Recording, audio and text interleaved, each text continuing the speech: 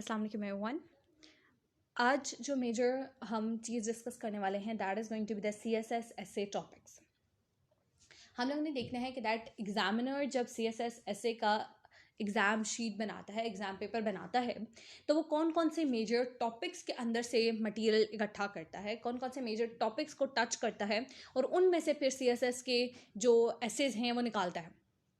ठीक है, तो हम वन बाय वन इन सबको डिस्कस कर लेते हैं एंड साथ साथ हम डिस्कस करेंगे कि दैट किस टॉपिक को हमने कैसे टैकल करना है एंड कौन कौन सी शॉर्ट टिप्स एंड ट्रिक्स होनी चाहिए जो कि हम ध्यान में रखेंगे जब हम CSS essay के लिए मटेरियल अपने पास इकट्ठा करें। देखिए, सबसे पहले तो आपने ये करना है कि दैट आपने एक नोट पैड ले लेना है। उसके अंदर ये जितनी भी मैं आपको मेन हेडिंग्स बताऊंगी और जो सब हेडिंग्स सपोज मैं आपको बताती हूँ, ठीक है, आपने उनके कुछ सेक्शंस डिवाइड कर लेने हैं। जैसे इकोनॉमी का मैं आपको अलग से बताती हूँ, पॉलिटिक्स का अलग से बताती हूँ, इन्वायरमेंट का अलग से बताती हूँ, तो आपने मेजर सेक्शंस जो हैं वो डिवाइड कर लेने हैं कि दैट जब भी मुझे इकोनॉमी के हवाले से कोई कोटेशन सपोज मिल जाती है या कोई फैक्ट्स एंड फिगर्स मिल जाते हैं तो वो मैंने इकोनॉमी के सेक्शन में लिख लेने हैं। ठीक है, कोटेशंस के लिए आप एक अलग से हेडिंग्स बना लें, एक अलग से रजिस्टर बना लें, फिर आप फैक्ट्स एंड फिगर्स के लिए अलग से हेडिंग्स बना लें, एक्स्ट्रा इन्फॉर्मेशन के लिए अलग से हेडिंग्स बना लें। इसी तरह अगर कोई चीज़ आपको नहीं पता, ठीक है, उसकी डेफिनेशन, जैसे सपोज इकोनॉमी की अगर हम बात करें तो मॉनेटरी ऑर्गेनाइजेशन इसमें एक इंपॉर्टेंट टॉपिक है। ठीक है, तो वर्ल्ड बैंक बेसिकली एक मॉनेटरी ऑर्गेनाइजेशन है, या IMF जो है वो एक इंपॉर्टेंट मॉनेटरी ऑर्गेनाइजेशन है। एंड आपको नहीं पता कि ये ऑर्गेनाइजेशन क्या है, कैसे काम करती है, इसके सब सेक्शंस कौन कौन से हैं, और इसका प्रोसीजर क्या है, किस तरीके से ये ऑपरेट करता है। ठीक है, तो आपने अलहदा से IMF के हवाले से एक हेडिंग दे के आपने उस सेक्शन में सारी की सारी इसके बारे में इंफॉर्मेशन लिखनी है। एंड देन इकोनॉमी वाले सेक्शन में आपने IMF ने क्या इंपॉर्टेंट जो हैं वो डिमांड्स की हैं फ्रॉम द पाकिस्तान, या पाकिस्तान की क्या जो हैं वो रिलेशनशिप्स हैं with this monetary organisation and क्यों हैं वो, ठीक है, वो आपने उस सेक्शन में लिखते चले जाना है। ठीक है, तो अब हम लोग साथ साथ टॉपिक्स डिस्कस कर लेते हैं एंड साथ साथ हम देख लेते हैं कि किस टॉपिक को हमने कैसे टैकल करना है, एंड साथ साथ कि हम इस टॉपिक के हवाले से कहाँ कहाँ से इन्फॉर्मेशन जो है वो मेजरली इकट्ठी कर सकते हैं और किस तरीके से वो इन्फॉर्मेशन हमने प्रोसेस करनी है। ठीक है, तो देखिए, सबसे पहला और सबसे इंपॉर्टेंट जो टॉपिक आएगा that is going to be the economy. Economy के लिए देखिए, आपने एक बात जरूर ध्यान में रखनी है कि हर साल का जो बजट आता है आपने उसके ऊपर एक तायराना नज़र जरूर डाल लेनी है। आपको पता होना चाहिए कि इस साल का बजट आया है उसके अंदर मेजर मेजर कौन कौन से पॉइंट्स डिस्कस हुए हैं, कहाँ कहाँ पैसा इन्वेस्ट करने की बात की गई है, कितना पैसा ज़्यादा दिया गया है, कितना कम दिया गया है, क्यों दिया गया है। ठीक है, तो आपने इस पे बहुत ज़्यादा ध्यान रखना है। फिर सबसे पहले आपने जो है वो मॉनेटरी ऑर्गेनाइजेशंस के ऊपर बहुत ज़्यादा ध्यान रखना है। करंट अफेयर के आपके जो एग्ज़ाम आते हैं उसका और CSS एग्ज़ाम SC का जो एग्ज़ाम है वो उनके अंदर जो टॉपिक्स होते हैं ना वो मतलब मोस्टली एक जैसे होते हैं। अगर आप CSS SC के एग्ज़ाम्स की तैयारी बहुत अच्छी करते हैं तो करंट अफेयर्स का भी पेपर आपको बहुत अच्छा हो जाता है। इसी तरह जब आप करंट अफेयर्स के ऊपर बहुत ज़्यादा ग्रिप आपकी स्ट्रॉन्ग हो जाती है तो आपके CSS SC का जो एग्ज़ाम है वो भी आराम से कवर हो जाता है, अनलेस एंड अनटिल आपने इन्फॉर्मेशन को सही तरीके से गैदर किया है, अनलेस एंड अनटिल आपने इन्फॉर्मेशन को सही तरीके से लिखा है, उसको सही तरीके से प्रोसेस किया है, एंड जो इन्फॉर्मेशन आपके पास है आपने उसको कहाँ कहाँ किस किस तरीके से अच्छे तरीके से यूज़ किया है। ऐसे नहीं होना चाहिए ना कि टॉपिक किसी और पे आप काम कर रहे हैं और आप बीच में कोटेशन किसी और टॉपिक की लिख रहे हैं, ठीक है, या फैक्ट्स एंड फिगर्स कहीं और के दे के आ रहे हैं। तो इन्फॉर्मेशन जो है वो सही तरीके से लिखने भी है और उस इन्फॉर्मेशन को सही जगह पे भी लिखना है। ठीक है, तो ये बहुत ज़्यादा इंपॉर्टेंट फैक्टर है। फिर इसके साथ साथ आपने इकोनॉमी के अंदर ट्रेड के बारे में ज़रूर देखना है कि किन किन कंट्रीज़ के साथ हमारी ट्रेड ओपन हुई है, किन के साथ बंद हुई है, क्यों बंद हुई है, किन कंट्रीज़ के साथ हमने ट्रेड को इंक्रीज़ किया है, किन के साथ डिक्रीज़ किया है, ये भी देखना है। इसके साथ साथ आपने ट्रेड के फैक्टर में ये भी देखना है कि दैट किन दो कंट्रीज़, जैसे सपोज जो मेजर कंट्रीज़ हैं लाइक चाइना, रशिया हो गया, अमेरिका हो गया, ठीक है, इसी तरह UK वगैरह की स्टेट्स हो गई, तो इनके अंदर जो ट्रेड रिलेशनशिप्स हैं वो चेंज हुए हैं या नहीं हुए। अगर जैसे सपोज चाइना एंड अमेरिका के बीच अगर कुछ ट्रेड पार्टनरशिप हुई है तो किस बेस पे हुई है, कोई ख़त्म हुई है तो किस बेस पे ख़त्म हुई है। इसी तरह पाकिस्तान ने अगर किसी के साथ जो है वो ट्रेड को इंक्रीज़ किया है तो किन फैक्टर्स पे इंक्रीज़ किया है, किन बेसिस पे इंक्रीज़ किया है, या किन बेसिस पे डिक्रीज़ किया है। ठीक है, तो आपने इस पे भी ध्यान देना है। फिर लोन्स एक बहुत इंपॉर्टेंट फैक्टर आ जाएगा जिस पे आपने ध्यान देना है और उसके बारे में आपने इन्फॉर्मेशन को ज़रूर लिखना है। इसी तरह इनकम टैक्स के बारे में आपने इन्फॉर्मेशन ज़रूर गैदर करनी है। अच्छा देखिए, इन्फॉर्मेशन का सबसे मेजर आपका जो सोर्स होगा that is going to be your newspapers. वहाँ से आपको फैक्ट्स एंड फिगर्स बहुत ज़्यादा मिल जाएंगे। लेकिन अब जैसे सपोज आपको मॉनेटरी ऑर्गेनाइजेशन के बारे में नहीं पता, आपको IMF के बारे में नहीं पता, तो आपको फैक्ट्स एंड फिगर्स तो आपको न्यूज़पेपर से मिल जाएंगे। लेकिन वो जो फैक्ट्स एंड फिगर्स हैं वो आपके लिए यूज़फुल तब तक नहीं होंगे जब तक आपको उस ऑर्गेनाइजेशन के बारे में इंफॉर्मेशन नहीं होगी। आपको नहीं पता कि आईएमएफ कैसे ऑपरेट करता है, किन किन बेसिस पे ऑपरेट करता है, वर्ल्ड बैंक कैसे ऑपरेट करता है। इसी तरह आपकी जो स्टेट ऑर्गेनाइजेशंस हैं, आपके जो स्टेट बैंक है और जो बाकी बैंक्स वगैरह हैं, आपको नहीं पता वो किन किन बेसिस पे ऑपरेट करते हैं, तो फिर आपके लिए वो इन्फॉर्मेशन यूज़फुल नहीं है। आपके लिए वो सिर्फ एक वन लाइनर डाटा है जिसको आप अपने CSS ऐसे एग्जाम में प्रेजेंट तो कर सकते हैं, लेकिन अगर आपको आर्ग्यू करने के लिए उस पर कहा जाए तो आप उस पर आर्ग्यू नहीं कर सकते, बिकॉज आपको पता ही नहीं है ऑर्गेनाइजेशन कैसे काम करती है। ठीक है, तो आपने जो भी चीज़ों की डेफिनेशंस, जो भी चीज़ों के बारे में आपके पास इंफॉर्मेशन नहीं है, आपने सबसे पहले उनके बारे में इंफॉर्मेशन गैदर करनी है। आप वो लिख लें और फिर उसके साथ साथ उनके बारे में जो भी आपको फैक्ट्स एंड फिगर्स, स्टैट्स वगैरह मिलते हैं, आप वो साथ साथ लिखते चले जाएंगे। ठीक है, यूं आपकी जो आर्ग्यूमेंट है वो स्ट्रॉन्ग होना शुरू हो जाएगी with in the essay. Next topic की तरफ मूव करते हैं, एग्रीकल्चर। एग्रीकल्चर एक इंपॉर्टेंट टॉपिक आ जाता है पाकिस्तान के लिहाज से, बिकॉज पाकिस्तान जो है इटसेल्फ एक एग्रीकल्चर कंट्री है और इसका जो बहुत ज़्यादा हमें जो GDP ग्रोथ रेट है वो हमारी एग्रीकल्चर सेक्टर पे डिपेंड करता है। ठीक है, तो आपने इसके ऊपर बहुत ज़्यादा फोकस करना है। अब फूड इनसिक्योरिटी क्या है, किन किन वजह से हो रही है, इसको कैसे ओवरकम किया जा सकता है, कौन कौन सी सपोज डिफरेंट जो कंट्रीज़ हैं उन्होंने फूड इनसिक्योरिटी को टैकल करने के लिए कौन कौन से मैथड्स को, प्रोग्राम्स को, टेक्नोलॉजीज़ वगैरह को यूज़ किया है, पाकिस्तान उन टेक्नोलॉजीज़ को कैसे यूज़ कर सकता है या क्यों यूज़ नहीं कर सकता। ठीक है, तो आपने वो सारे प्रोज एंड कॉन्स आपके पास होने चाहिए, आपके पास स्टैट्स होने चाहिए। देखिए, कोई भी आर्ग्यूमेंट आप सिर्फ फैक्ट्स एंड फिगर्स की बेस पे भी नहीं दे सकते और कोई भी आर्ग्यूमेंट सिर्फ बातों की बेस पे नहीं दे सकते। आपने फैक्ट्स एंड फिगर्स को देना है तो आपने उसके साथ एक डिबेट भी देनी है कि आप उन फैक्ट्स एंड फिगर्स के थ्रू कैसे उस चीज़ को प्रूव करेंगे। ठीक है, तो ये दोनों चीज़ें आपने साथ साथ लेके चलनी है। फिर फूड क्राइसिस क्या है, पाकिस्तान कब तक इससे टैकल कर सकता है, पॉवर्टी इंडेक्स क्या है। ठीक है, फूड इनसिक्योरिटी वाली जो पाकिस्तान है वो उसका शिकार क्यों हो रहा है, क्यों हो सकता है, ये सब चीज़ें आपको पता नहीं चाहिए। एग्रीकल्चरल टेक्नोलॉजीज़ कौन कौन सी इंट्रोड्यूस हुई हैं, कौन कौन सी कंट्रीज़ में जो है वो जब वो इंट्रोड्यूस हुई थी तो वो सक्सेस उनका रेट हाई था या लो था, और पाकिस्तान के अंदर अगर वही टेक्नोलॉजी, सपोज हमने कोई टेक्नोलॉजी जो है वो किसी बाहर के मुल्क से ली है, ठीक है, लेकिन वो पाकिस्तान में यूज़फुल नहीं है, तो आपको पता होना चाहिए कि वो पाकिस्तान में यूज़फुल नहीं, क्यों नहीं है, पाकिस्तान के कौन से एरियाज़ में हम उसको अच्छे तरीके से यूज़ कर सकते हैं, पाकिस्तान के कौन से एरियाज़ में उस टेक्नोलॉजी को यूज़ नहीं कर सकते, या अगर वो टेक्नोलॉजी है और बाकी मुल्कों में यूज़ की जा रही है तो हम कैसे अपनी जो इन्वायरमेंटल फैक्टर्स हैं या हमारी अपनी लैंड के हिसाब से हम उसको कैसे मॉडिफाई कर सकते हैं। तो इनके बारे में आपको इन्फॉर्मेशन ज़रूर गैदर होनी चाहिए। फिर हम आ जाते हैं टुवर्ड्स द एजुकेशन। एजुकेशन के अंदर ऑनलाइन एजुकेशन एक बहुत ज़्यादा हॉट टॉपिक आ जाता है आज के लिहाज से। देन जो कोविड-19 है या डिफरेंट तरह की जो सिनेरियोज है, सपोज अब फ्लड की बात है, तो फ्लड ने कैसे एजुकेशन को अफेक्ट कर देना है। ठीक है, स्कूल्स एंड कॉलेजेस डैमेज हुए हैं, लोगों को नुकसान पहुंचा है। इसी तरह तो आपको पता होना चाहिए कि कैसे डिफरेंट डिजीज़ वगैरह का इफेक्ट होगा ऑन द एजुकेशन सेक्टर, या फिर कैसे कौन से ऐसे फैक्टर्स हैं जो कि आज के प्रेजेंट टाइम में, करंट सिनेरियो में एजुकेशन सिस्टम को डैमेज करें, या कौन से ऐसे चीज़ें हैं जिनको हम लोग यूज़ करके जो एजुकेशनल सेटअप है हमारा, हम उसको इम्प्रूव कर सकते हैं। फिर सिंगल नेशनल करिकुलम एक बहुत ज़्यादा इंपॉर्टेंट टॉपिक है। ठीक है, इसके बारे में आपको जितनी भी इंफॉर्मेशन मिले वो कम है, सिर्फ फैक्ट्स एंड फिगर्स पे ध्यान नहीं दे रहा। सिंगल नेशनल करिकुलम होता क्या है, क्यों इंपॉर्टेंट है, क्या नुकसानात हो सकते हैं इसके, कौन सी कंट्रीज़ में या कौन सी स्टेट्स वगैरह में सिंगल नेशनल करिकुलम को यूज़ किया जाता है और वहाँ इसके क्या फ़ायदे हुए हैं या वहाँ क्या नुकसानात हुए हैं, तो ये सब चीज़ें आपको पता होनी चाहिए। फिर हायर एजुकेशन कमीशन का क्या रोल है पाकिस्तान में, ये भी आपको पता होना चाहिए।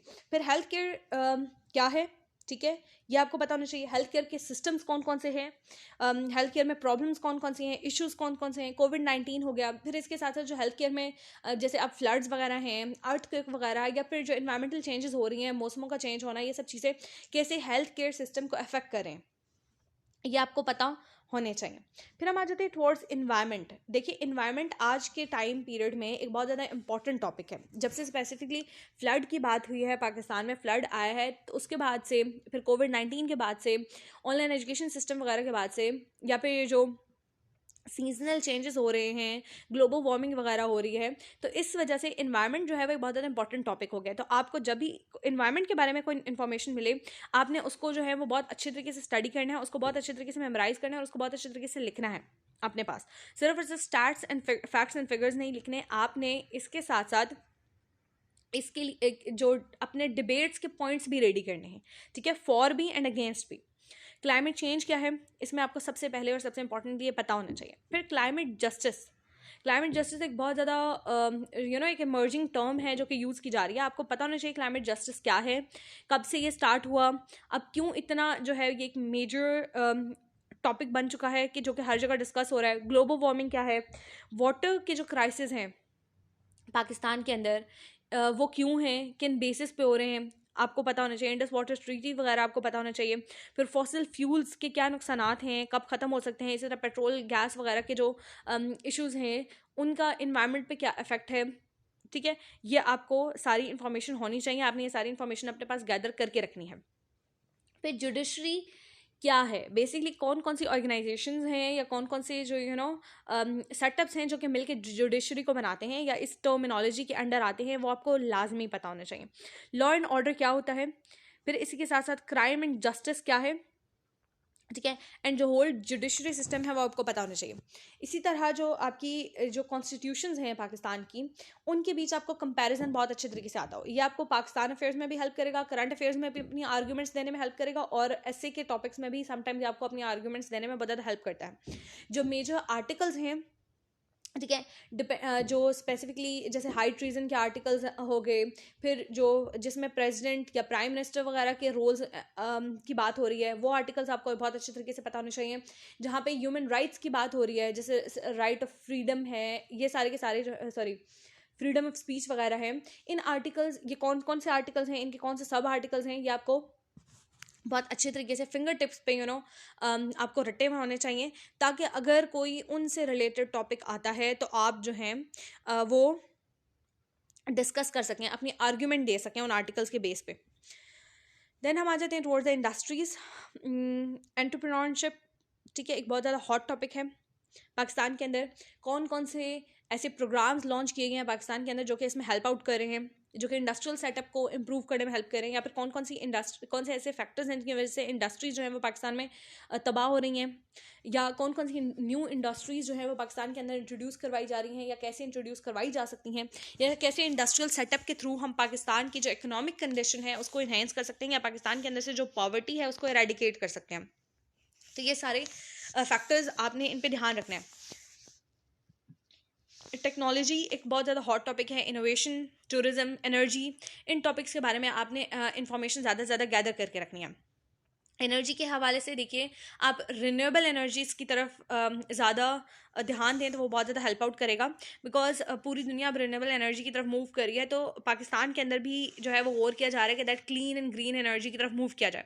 तो आपको क्लीन एंड ग्रीन एनर्जी और रिन्यूएबल एनर्जी के बारे में बहुत ज़्यादा इंपॉर्टेंट इन्फॉर्मेशन पता होनी चाहिए. फिर इसी तरह ये है कि दैट CPEC में कौन कौन से ऐसे प्रोग्राम्स इंट्रोड्यूस करवाए जा रहे हैं जो कि क्लीन एंड ग्रीन एनर्जी पे काम करें, और वो काम क्यों कर रहे हैं. ठीक है, फॉसिल फ्यूल्स का इस एनर्जी से क्या रिलेशनशिप है, तो ये आपने सर्च करना है और इसके बारे में आपने इन्फॉर्मेशन अपने पास गैदर करके रखनी है. देन हम आ जाते हैं towards the information technology, IT की तरफ. Media, social media, artificial intelligence, digitalisation, ये वो मेजर टॉपिक्स हैं जिन पे आपने बहुत ज़्यादा फोकस करना है और इनके बारे में आपने इन्फॉर्मेशन गैदर करके रखनी है. देखिए, अब मीडिया पे सिर्फ और सिर्फ आप हमेशा की तरह यही नहीं करके बैठेंगे रहेंगे कि what is the role of social media on the teenagers and this and that. ठीक है, थोड़ा सा एडवांस लेवल की तरफ जाइए कि आर्टिफिशियल इंटेलिजेंस का अब की दुनिया में क्या रोल है. आर्टिफिशियल इंटेलिजेंस अब जो एक कॉमन मैन है उसकी लाइफ के अंदर क्या क्या चेंजेस ला सकती है. वो चेंजेस पॉजिटिव हो सकते हैं, नेगेटिव हो सकते हैं. ठीक है, सिर्फ आपने उस पर ध्यान नहीं देना कि दैट ये सारी चीज़ें दजाली फितना हैं और ये सारा कुछ नहीं. थोड़ा सा आपने एक अपना हॉरिजन ब्रॉड करना है और उस हवाले से आपने इन्फॉर्मेशन गैदर करनी है, एंड अपनी जो आर्ग्यूमेंट्स हैं उनको बिल्डअप करने की कोशिश करनी है on your facts and figures. ठीक है, ये मैं आपको बार बार बोल रही हूँ कि सिर्फ फैक्ट्स एंड फिगर्स आपके पास नहीं होने चाहिए. आपको पता होना चाहिए कि जो मैं फैक्ट एंड फिगर लिख रहा हूँ पेपर में, चाहे वो करंट अफेयर्स के पेपर में है या चाहे वो एस्से के पेपर में है, उसके बेस पे मैंने अपनी आर्ग्यूमेंट कैसे बिल्ड करनी है, मैंने अपने स्टैंस को कैसे प्रूव करना है. ठीक है, तो आर्टिफिशियल इंटेलिजेंस के बारे में आपने बहुत ज़्यादा इन्फॉर्मेशन गैदर कर ली है. डिजिटलाइजेशन के क्या क्या नुकसानात हो सकते हैं पाकिस्तान के अंदर और क्या क्या उसके फ़ायदे हो सकते हैं, एंड पाकिस्तान में कौन कौन सी ऐसी चीज़ें हैं, कौन कौन से ऐसे फैक्टर्स हैं जो कि रोक रहे हैं डिजिटलाइजेशन के प्रोसेस को होने से. ये सारी की सारी आपको इन्फॉर्मेशन होनी चाहिए. देन हम आ जाते हैं टुवर्ड्स द पॉलिटिक्स. डेमोक्रेसी क्या है, इसी तरह अच्छा आपको बाकी भी पता होना चाहिए. थियोक्रेसी क्या होता है, ऑटोक्रेसी क्या होता है, ये कुछ टर्मिनोलॉजीज हैं जिनके बारे में आपको लाजमी पता होनी चाहिए. ठीक है, इन पे आपने बहुत ज़्यादा ध्यान देना है। फिर डेमोक्रेसी, पाकिस्तान एक डेमोक्रेटिक कंट्री है सही मानों में कि नहीं है, ठीक है, कौन कौन से ऐसे फैक्टर्स हैं जो कि इसको एक रियल डेमोक्रेटिक स्टेट बनने से रोक रहे हैं, ये आपने जो है वो इस पर बहुत ज़्यादा ध्यान देना है। आपको इसमें न्यूज़पेपर से बहुत ज़्यादा आर्टिकल्स इसके बारे में मिल सकते हैं। पॉपुलिज्म क्या है ये आपको पता होना चाहिए, ठीक है। फिर प्रोविंशियल डिस्कॉर्ड क्या होता है, नेशनल यूनिटी क्या है। अच्छा, डिफरेंट फैक्टर्स पे हैं, आपने देखना है कि जैसे कैसे single national curriculum national unity में इंपॉर्टेंट रोल प्ले कर सकता है, या सपोज लैंग्वेज, उर्दू लैंग्वेज कैसे नेशनल यूनिटी में इंपॉर्टेंट रोल प्ले करेगा, या कैसे वो नेशनल यूनिटी के लिए खतरा है, ठीक है। इसी तरह पॉवर्टी या जो है सिक्योरिटी इश्यूज कैसे नेशनल यूनिटी को ख़राब करें, या फिर जैसे सपोज ये जो हमारे माइनॉरिटीज़ के जो क्लैशेस होते हैं या जो रिलीजियस क्लैशेस हैं, सपोज शिया सुन्नी क्लैशेस, वो कैसे नेशनल यूनिटी को ख़राब करें, या फिर जो डाइवर्सिटी है विद इन आवर कंट्री वो कैसे नेशनल यूनिटी को इन्हेंस कर सकती है, प्रमोट कर सकती है, ठीक है। तो नेशनल यूनिटी के अंडर बहुत सारे ऐसे टॉपिक्स आ जाते हैं जो आपने इन्वायरमेंटल फैक्टर्स को भी देखना है, आपने इकोनॉमिक फैक्टर्स को भी देखना है, आपने पॉलिटिकल फैक्टर्स को भी देखना है कैसे वो नेशनल यूनिटी को अफेक्ट करे।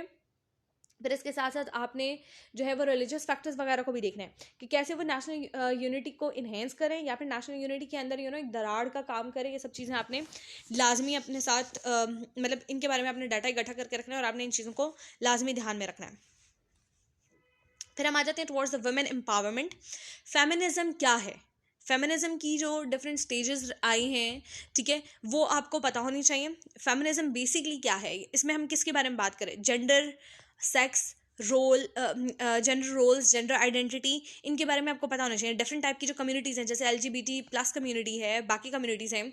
फिर पेट्रियार्किक सोसाइटी क्या होता है, ठीक है, ये आपको पता होना चाहिए। पाकिस्तान एक पेट्रियार्किक सोसाइटी है या नहीं है, जेंडर स्टडीज़ में जो है वो आपको वुमेन एम्पावरमेंट के हवाले से बहुत ज़्यादा इन्फॉर्मेशन मिल सकती है। तो आप अगर बेशक जेंडर स्टडीज़ अगर आपने नहीं रखी हो, बहुत डेप्थ में इन चीज़ों को नहीं पढ़ सकते, तो आप इनको एक ओवरव्यू ज़रूर दे लें। आप एटलीस्ट ये देख लें कि फेमिनिज्म की कौन कौन सी स्टेजेस जो हैं वो हुई हैं पाकिस्तान के अंदर। ये जो फेमिनिज्म वाला कॉन्सेप्ट है वो एक पॉजिटिव वे में लिया जा रहा है या कि नेगेटिव वे में लिया जा रहा है। अच्छा, आपने इस बारे में ज़रूर ध्यान में रखना है कि दैट पाकिस्तान के अंदर ये जो फेमिनिज्म की जो प्रोटेस्ट वगैरह चल रही है फेमिनिज्म के नाम पे, उनके प्रोज एंड कॉन्स क्या हैं, क्या वो वाकई जो है वो वुमेन की एम्पावरमेंट के लिए काम कर रही हैं या नहीं, ठीक है। आपको ये चीज़ें जो है वो आपको लाजमी पता होनी चाहिए। असल में वुमेन के क्या इश्यूज हैं और ये जो प्रोटेस्ट हो रही हैं उनमें कौन से इश्यूज को डिस्कस किया जा रहा है, ठीक है। बेसिकली सिर्फ एक फैक्टर को इन्हेंस किया जा रहा है या बहुत सारे और डिफरेंट फैक्टर्स को कंसिडर किया जा रहा है। फिर क्या ये जो कैंपेन्स चलाई जाती हैं या फिर ये जो NGOs काम करती हैं वो सिर्फ चंद इश्यूज को हाईलाइट करी हैं या फिर जो मेजर कोर इश्यूज हैं हमारी सोसाइटी के अंदर उनको हाईलाइट करें। बिकॉज आपने ये भी देखना है कि दैट ये जो NGOs वगैरह हैं ये किस सेटअप के हवाले से सेटअप से अपनी डायरेक्शंस ले रही हैं, और क्या ये सिर्फ उन डायरेक्शंस पे काम कर रही हैं या फिर मेजरली हमारे जो स्ट्रीट इश्यूज हैं उनको हाईलाइट कर रही हैं, आपको ये पता होना चाहिए। फिर जेंडर रिलेटेड इश्यूज क्या है, आपने सिर्फ वुमेन से रिलेटेड इश्यूज को ध्यान में नहीं रखना, मेन से रिलेटेड इश्यूज को भी ध्यान में रखना है। फिर इसके साथ जो डिफरेंट कम्युनिटीज़ हैं पाकिस्तान के अंदर, LGBT+ कम्युनिटीज़ हैं, उनके क्या इश्यूज़ हैं, क्यों हैं वो इश्यूज़, उनको कैसे काउंटर किया जा रहा है, आपने उनके ऊपर ज़रूर ध्यान में रखना है, ठीक है। जैसे ये जो ट्रांसजेंडर एक्ट था, आपने उसके ऊपर डिटेल्ड इन्फॉर्मेशन आपके पास होनी चाहिए, ठीक है। वो ट्रांसजेंडर एक्ट क्यों पाकिस्तान के लिए के फेवर में है, क्यों नहीं है, या वो किस बारे में बात कर रहा है, किस बारे में बात नहीं कर रहा, जिस कम्युनिटी के लिए उस एक्ट को इंट्रोड्यूस करवाया गया है क्या उनके लिए वाकई ये है या नहीं है, ठीक है, उनको कोई फ़ायदा मिल रहा है या नहीं मिल रहा, ठीक है, आपने उस पर ध्यान रखना है। फिर इक्वलिटी की बात आपने बहुत ज़्यादा करनी है, आपको इक्वलिटी के बारे में बहुत ज़्यादा इन्फॉर्मेशन होनी चाहिए कि वेदर जो मेल और फीमेल हैं उनको इक्वल राइट्स प्रोवाइड किए भी जा रहे हैं या नहीं, या फिर ये हो रहा है कि दैट जो मतलब देखिए इक्वलिटी का ये मतलब है कि दैट दोनों जो कम्युनिटीज़ हैं उनको सेम राइट्स दे के एक ही सोसाइटी का इम्पॉर्टेंट हिस्सा बना दिया जाए, ठीक है, उनको कहा जाए, यकीन दिलाया जाए कि आप इसी सोसाइटी का हिस्सा है। ऐसा नहीं है कि आप उनको राइट्स दे दें और वो राइट्स ऐसे हों कि उनको जो है वो हाईलाइट कर दिया जाए विद इन अ कम्युनिटी कि भाई ये एक सेपरेट जो है वो ग्रुप ऑफ इंडिविजुअल्स हैं जिनके कुछ स्पेसिफिक या स्पेशल राइट्स हैं, ठीक है। यूं क्या होगा, जैसे आप देखिए ये आर्ग्यूमेंट आप बिल्ड कर सकते हैं कि अगर हम ट्रांसजेंडर्स को जो है वो एक बिल्कुल अलहदा से इंस्टीट्यूशंस वगैरह देना शुरू कर दें तो हम तो उनको बिल्कुल सेपरेट करें फ्रॉम द सोसाइटी, ये कह के कि दैट आपको हम स्पेशल राइट्स दे रहे हैं, आपको स्पेशल बेसिक राइट्स दे रहे हैं। हम उनको ये तो नहीं आप कह रहे ना कि आप जो है बाकी सोसाइटी को जिस तरह राइट्स मिल रहे हैं हम आपको भी वैसे देंगे, ठीक है। तो स्पेसिफिक राइट्स देने का नुकसान समटाइम्स ये भी हो जाता है कि हम उस कम्युनिटी को सोसाइटी से बिल्कुल अलग ट्रीट करना शुरू कर देते हैं, जबकि क्या होना चाहिए कि दैट हमें उनको ऐसे राइट्स देने चाहिए, उन राइट्स को ऐसे हाईलाइट करना चाहिए, ऐसे प्रोवाइड करना चाहिए उनको ऐसे राइट्स को कि वो एक पूरी सोसाइटी का ही हिस्सा लगें, ठीक है, ताकि वो एक डिस्क्रिमिनेशन वाला फैक्टर जो है वो खत्म हो जाए और इक्वलिटी रहे विद इन द सोसाइटी, ठीक है। तो आपने अपने आर्ग्यूमेंट्स को थोड़ा सा इस तरीके से भी बिल्ड करना है। देन हम आ जाते हैं थोड़ा सा सोशल इश्यूज। सोशल इश्यूज पे आपने बहुत ज़्यादा ध्यान देना है। करप्शन, पॉवर्टी, ह्यूमन इक्वलिटी की भी हम लोगों ने बात कर ली। फिर अनएम्प्लॉयमेंट वगैरह क्यों हो रहे हैं, ये सोशल इश्यूज क्यों प्रिवेल करें विद इन द सोसाइटी, इनको कैसे इरेडिकेट किया जा सकता है, इन सब पे आपने बहुत ज़्यादा काम करना है। फिर human rights, what basically is freedom of speech. Pakistan के कॉन्स्टिट्यूशन के अंडर कौन कौन से ह्यूमन बेसिक राइट्स दिए गए हैं वो आपको आर्टिकल्स पता होने चाहिए, वो आपको फिंगर टिप्स पे होने चाहिए। फ्रीडम ऑफ मूवमेंट क्या है, फ्रीडम ऑफ स्पीच क्या है, फ्रीडम ऑफ एक्सप्रेशन क्या है, freedom right to gain any information from our society वो क्या है, ठीक है। फिर क्लाइमेट जस्टिस क्या है, ये सब आपको पता होना चाहिए। इसी तरह आपने ह्यूमन राइट्स में डिफरेंट राइट्स के बारे में बात करना है कि अगर मैन को कोई राइट दिए गए हैं हमारे कॉन्स्टिट्यूशन में तो वो क्यों है, वीमेन को दिए गए हैं क्यों हैं, ट्रांसजेंडर्स को दिए गए हैं तो वो क्यों हैं, किस बेसिस पे वो दिए गए, कब दिए गए, ठीक है। आपने थोड़ा सा इस पर भी ध्यान रखना है। फिर aspects of religious tolerance, Islamophobia पे आपने बहुत ज़्यादा काम करना है। आपको इस्लामोफोबिया के जो रिसेंट इंसिडेंट्स हुए हैं उनके बारे में आपको बताना चाहिए, क्यों हो रहे हैं, कैसे काउंटर किया जा सकता है, पाकिस्तान का क्या रिस्पांस होना चाहिए, इस्लामिक कंट्रीज़ का क्या रिस्पांस होना चाहिए, वो रिस्पांस जो होना चाहिए वो नहीं दिया जा रहा तो क्यों नहीं दिया जा रहा। आपने ये सब आर्ग्यूमेंट्स बिल्ड करनी है। माइनॉरिटीज़ के क्या राइट्स हैं, सिर्फ पाकिस्तान में ही नहीं, सपोज इंडिया में भी माइनॉरिटीज़ के क्या राइट्स हैं, क्यों वायलेट हो रहे हैं, क्या रीज़न प्रेजेंट किया जा रहा है, क्या असल रीज़न है, ये सब आपने इस पर ध्यान में रखना है। मैं आपको बार बार बोल रही हूँ कि आपने सिर्फ फैक्ट्स एंड फिगर्स को इकट्ठा नहीं करना, आपने उन फैक्ट्स एंड फिगर्स को कैसे प्रेजेंट करना है विद इन योर पेपर, वो बहुत ज़्यादा मैटर करता है, ठीक है। फिर इस तरह जो पाकिस्तान के अंदर डिफरेंट क्राइसिस हैं जैसे वाटर का क्राइसिस हो गए, एनर्जी के क्राइसिस हो गए, फूड के, इकोनॉमी के, गवर्नेंस वगैरह के, एजुकेशन के, ये जो क्राइसिस प्रिवेल कर रहे हैं वो क्यों हैं, क्या रीजंस हैं इनके, कैसे इनको ओवरकम किया जा सकता है, ठीक है। कौन कौन से मॉडल्स को इंट्रोड्यूस किया जा सकता है विद इन पाकिस्तान जो कि बाहर की कंट्रीज़ में एप्लीकेबल हैं, या कौन से ऐसे मॉडल्स हैं जो कि पाकिस्तान ने खुद इंट्रोड्यूस करवाए हैं। ये सब आपने जो है इन पे ध्यान रखना है, इन पे काम करना है और आपको पता होना चाहिए इनके प्रोज एंड कॉन्स। कोई भी मॉडल सिर्फ आपको नाम के हवाले से ना पता होना चाहिए, बिकॉज आप उस पर आर्गूमेंट अपनी बिल्ड नहीं कर पाएंगे। देन जो मेजर इंटरनेशनल इश्यूज हैं वो आपको ज़रूर पता होना चाहिए। एक तायराना नज़र आप ज़रूर डालें कि जो इंटरनेशनल करंट अफेयर्स हैं क्या हो रहा है, जैसे तुर्की में ज़लज़ला आया है, सीरिया में आया है, आपको पता होना चाहिए, ठीक है। फिर जो रीजनल पॉलिटिकल डायनामिक्स हैं वो क्यों चेंज हो रहे हैं, किस बेसिस पे चेंज हो रहे हैं। रशिया और चाइना के बीच अगर कोई क्लैश है तो क्यों है, रशिया और अमेरिका के बीच कोई क्लैश है तो वो क्यों है, यूएसए और चाइना के बीच जो क्लैशेस हैं वो क्यों हैं, जापान क्यों जो है वो चाइना के साथ जो है वो सही तरीके से इंटरेक्ट नहीं कर पा रहा, ताइवान इशू क्या है, यूक्रेन इशू क्या है, रशिया के क्या मसले हैं, ये सब चीज़ें आपको पता होनी चाहिए। कश्मीर इशू के ऊपर बात बहुत ज़्यादा की जाती है, इस पे आपके पास एक बहुत ज़्यादा डिटेल्ड इन्फॉर्मेशन मौजूद होनी चाहिए। आपको पता होना चाहिए कि कश्मीर के अंदर जो सपोज़ इंडिया है वो आप क्या कर रहे हैं कि वहाँ पे जो मुस्लिम्स हैं उनको मेजॉरिटी से माइनॉरिटी में कन्वर्ट करने के लिए क्या कर रहा है, हिंदू पंडित्स को वहाँ पे ला के अब बसा रहा है, ताकि बाद में वही क्लेम कर सके कि ये जो एरिया है वो पहले से ही पंडितों का था और यहाँ पे पंडित मेजॉरिटी में है जो कि इंडिया का हिस्सा रहना चाह रहे हैं, ठीक है। एंड मुस्लिम जो कि माइनॉरिटी में है तो अकॉर्डिंग टू द रेफरेंडम और according to majority rule Kashmir को इंडिया का ही हिस्सा होना चाहिए। तो आपको ये पता होना चाहिए। इसी तरह कश्मीर इशू के साथ साथ आपको पैलेस्टाइन इशू के बारे में भी इंफॉर्मेशन होनी चाहिए। ये दो इशूज़ हैं जिनके बारे में आपको फिंगर टिप्स पे रटा हुआ होना चाहिए। आपको ये मेजर इशूज़ पता होने चाहिए कि अब क्या क्या वहाँ पर हो रहे हैं, कौन से डायनामिक्स चेंज किए जा रहे हैं, कौन सी ट्रिप्स एंड ट्रिक्स यूज़ की जा रही हैं by Israel and by India इन दोनों एरियाज़ में, कि वो अपनी हेजेमनी बरकरार रख सकें वहाँ पे, ठीक है।